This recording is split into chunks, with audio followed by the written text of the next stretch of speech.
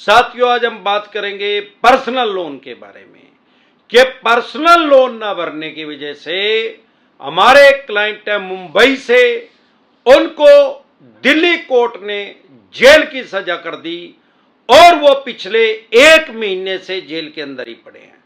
साथियों, जैसा कि मैं हर वीडियो में बताता हूं कि अगर आपके पास पैसे हैं तो पैसे दे दे, नहीं पैसे हैं तो राहु केतु ग्रह तो क्या करेगा, दुनिया का कोई ग्रह धरती पे आके आपका कुछ नहीं बिगाड़ सकता। आपके 2 लोन डिफॉल्ट हो गए, 5 हो गए, 25 हो गए, डज नॉट मैटर कि आपके कितने लोन डिफॉल्ट हो गए, और उनकी 5-5 EMI भी चाहे सबकी डिफॉल्ट होगी, ये क्राइम में कंसिडर नहीं होता, अपराध की श्रेणी में नहीं आता। सारे देश के किसी थाने, पुलिस स्टेशन, चौकी में आपके खिलाफ FIR लॉन्च नहीं हो सकती, आपका पर्चा दर्ज नहीं हो सकता EMI डिफॉल्ट होने पे। लेकिन अगर आप कोर्ट की अवमानना कर रहे हैं तो आपके खिलाफ पर्चा भी आपका दर्ज हो सकता है, आपको PO भी घोषित किया जा सकता है कोर्ट की भाषा में, जिसको सामान्य बोलचाल की भाषा में बोलते हैं बगोड़ा। अब ये जो हमारे क्लाइंट हैं ये पायलट हैं, पहले ये कोरोना से पहले पायलट का ही काम करते थे, मैं उनकी कंपनी का नाम डिस्क्लोज नहीं करूंगा, और ये विदेश में अमेरिका में इनकी फ्लाइट डेली अप डाउन का इनका शेड्यूल था, मतलब इनकी जो ड्यूटी थी वो प्लेन को अमेरिका लेके जाने की थी। अब क्योंकि कोरोना में एकदम से बहुत ज्यादा क्राइज आया, बहुत ज्यादा धड़ाम से नीचे गिरी थी, सबसे ज्यादा इफेक्ट पड़ा था, वो सबसे ज्यादा इफेक्ट पड़ा था जिम के ऊपर, स्कूल कॉलेज के ऊपर, या स्कूल से रिलेटेड जो भी काम थे, कोई ड्रेस बना रहा है, कोई बुक्स छाप रहा है, कोई पेन बना रहा है उनके ऊपर, या एयरपोर्ट के ऊपर भाई ये जो जहाज उड़ा रहे हैं वो बंद हो गए, सारा देश बंद हो गया तो जहाज भी चलने बंद हो गए, तब उनकी जॉब चली गई थी और उनका पर्सनल लोन तब चला हुआ था। अब जब उनकी जॉब चल रही थी तो उनकी सैलरी 7 लाख रुपए पर मंथ थी। अब जब 7 लाख रुपए पर मंथ थी तो स्वाभाविक बात है कि उनको कितना भी लोन, हैवी अमाउंट भी मिल सकता था, कोई भी बैंक दे सकता था, और तब कोई दिक्कत परेशानी भी नहीं आ रही थी, इसलिए उनकी EMI जाती जा रही थी। अब क्या हुआ, जैसे ही उनकी फिर लोन डिफॉल्ट हो गया, कुछ सेविंग थी उनके पास, कुछ टाइम तक उन्होंने उसको भरा। अब जब जॉब उनको नहीं मिली तो EMI डिफॉल्ट होगी, EMI डिफॉल्ट होगी तो चेक दे रखा था बैंक को, बैंक ने वो चेक दिल्ली में बाउंस करवा दिया। अब जो चेक बाउंस की धारा है 138 नेगोशिएबल इंस्ट्रूमेंट एक्ट 1881, 1881 में एक कानून बना ब्रिटिश काल में, तब से ये चेक बाउंस की धारा ये कहती है कि चेक जहां भी बाउंस होएगा, जिस भी ब्रांच के अंदर होएगा, और वो ब्रांच जिस जज के अधिकार क्षेत्र के अंदर होगी, केस वहीं चलेगा चेक बाउंस का। इसीलिए जानबूझ के अदर स्टेट में उसको बाउंस करवाते हैं, नहीं तो मुंबई में बाउंस करवा देते और मुंबई में केस चलता।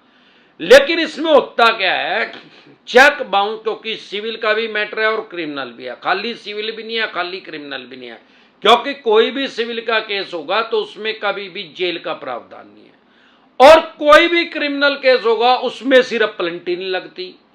अब इसमें दिक्कत परेशानी कहां आ रही थी, ये सिविल का मैटर कैसे है भाई, इसमें 2 गुना तक जुर्माना हो सकता है जितने का चेक दे रखा है, और क्रिमिनल का कैसे है भाई, 2 साल तक की सजा हो सकती है, या 2 गुना जुर्माना भी और 2 साल तक की सजा भी।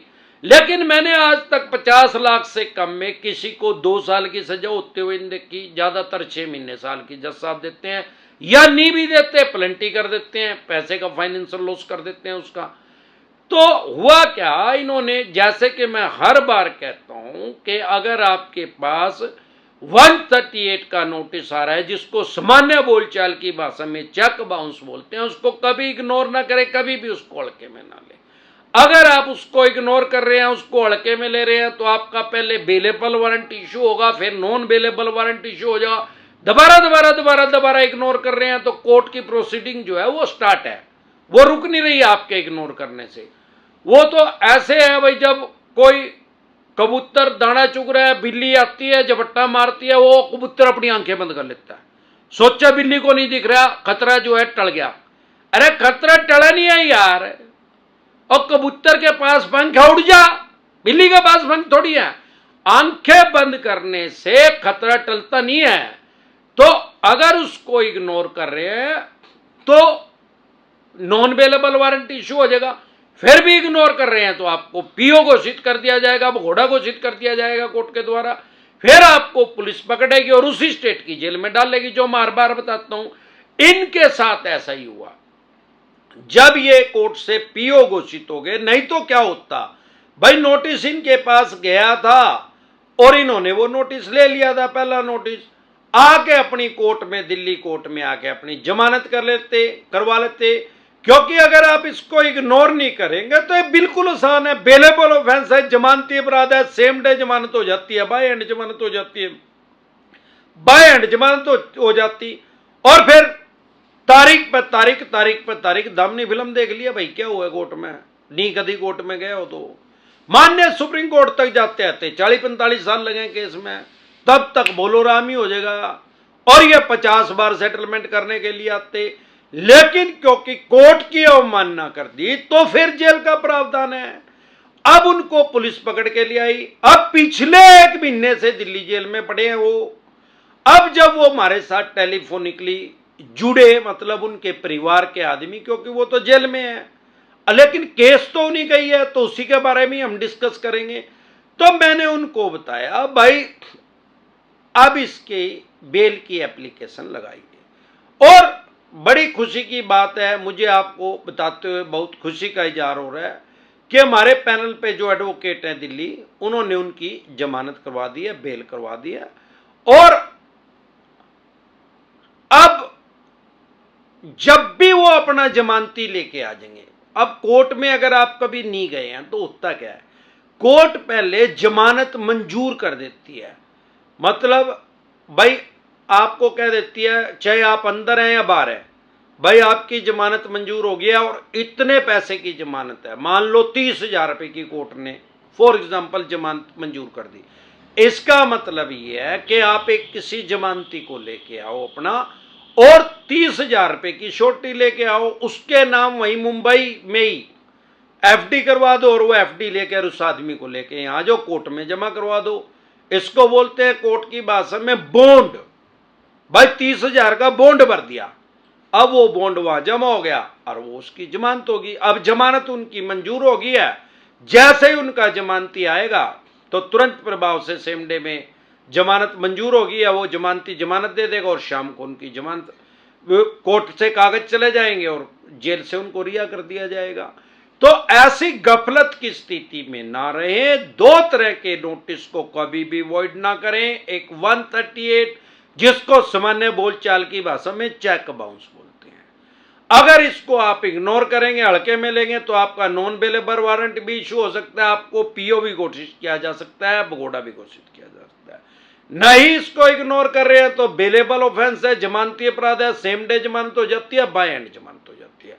दूसरा, अगर आपके पास सरफेसी एक्ट 2002 के अकॉर्डिंग नोटिस आ रहा है, 13(2) का, 13(4) का, सिंबॉलिक पोजेशन का, फिजिकल पोजेशन का, डीएम साहब का, या इसको आप इग्नोर कर रहे हैं, तो आप अपने मकान, दुकान, जमीन, जायदाद, फैक्ट्री, कारखाना, स्कूल, कॉलेज, बंगला, कोठी या शोरूम, उसको ये ऑक्शन कर देंगे, बोली कर देंगे, सेल कर देंगे, स्क्रैप के रेट में, कबाड़ी के रेट में उसको बेच देंगे। लेकिन अगर आपको अपने राइट्स पता है, अपने अधिकार पता है, तो ये उसको स्क्रैप के रेट में, कबाड़ी के रेट में कभी उसको नहीं बेच सकते। आप सिंपल एक नोटिस इशू करें कि जो मेरी मार्केट वैल्यू है, जो भी मेरे अड़ोस पड़ोस में मार्केट वैल्यू है मेरे मकान, दुकान, फैक्ट्री, कारखाने की, अगर आप इसको स्क्रैप के रेट में बेचने की कोशिश कर रहे हैं तो 2 आदमियों का एफिडेविट लेके आए कि वो अपनी फैक्ट्री को इसी रेट में सेल करने के लिए तैयार है जो आप मेरी मार्केट वैल्यू लगा रहे हैं। ना नोमन तेल होगा, ना कभी राधा नाचेगी। अगर आपका केसीसी का लोन है, खेती किसानी से संबंधित कोई लोन है, तो आपके ऊपर सरफेसी एक्ट इंप्लीमेंट नहीं होता। 20% से पैसे कम रह गए हैं तो भी सरफेसी एक्ट इंप्लीमेंट नहीं होता। 50% से ज्यादा पैसे जा चुके हैं तो आप इनके खिलाफ डीआरटी में जा सकते हैं, डीआरटी भी कोर्ट का नाम है। इसके अलावा भी अगर आपकी 3 से ज्यादा ईएमआई डिफॉल्ट हो गए हैं तो आपके पास सरफेसी एक्ट का नोटिस आ गया होगा। दो ईएमआई डिफॉल्ट हो गई हैं तो 3 के बाद आ जाएगा। अगर आपकी आज तक की ईएमआई पूरी है, फ्यूचर में आपको लग रहा है फाइनेंशियल डाउन हो चुके हैं कि मेरी नहीं जाएंगी, तो आपके पास सरफेसी एक्ट का नोटिस आएगा ही आएगा 3 ईएमआई डिफॉल्ट होने के बाद।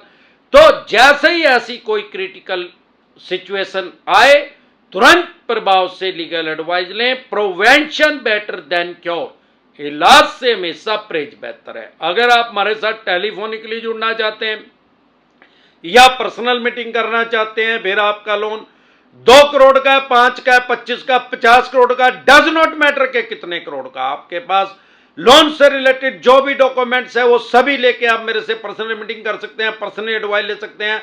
आपके पास सरफेसी एक्ट 2002 के अकॉर्डिंग नोटिस आया 13(2) का, 13(4) का, सिंबॉलिक पोजीशन का, फिजिकल पोजीशन का, डीएम साहब का, या 138 नेगोशिएबल इंस्ट्रूमेंट एक्ट 1881 का, या पेमेंट एंड सेटलमेंट एक्ट 2007 का, या आर्बिट्रेशन एंड कंसोलिडेशन एक्ट 1996 का, या रिका नोटिस आया, या अन्य किसी भी तरह का कोई भी नोटिस आया लोन से रिलेटेड, जो भी डॉक्यूमेंट्स आपके पास हैं वो सभी लेके आप मेरे से पर्सनल मीटिंग कर सकते हैं, पर्सनल एडवाइस ले सकते हैं, या टेलीफोनिकली भी एडवाइस ले सकते हैं।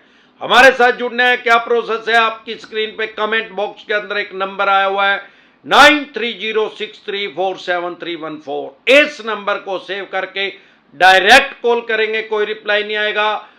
व्हाट्सएप कॉल करेंगे, कोई रिप्लाई नहीं आएगा। व्हाट्सएप मैसेज करेंगे तो तुरंत प्रभाव से रिप्लाई आएगा कि कैसे आप हमारे साथ टेलीफोनिकली जुड़ सकते हैं या पर्सनल मीटिंग कर सकते हैं। एक बार जोर से मिलकर नारा लगाएंगे, बोल पे गंजे टकले, जय ससुराल वालों की।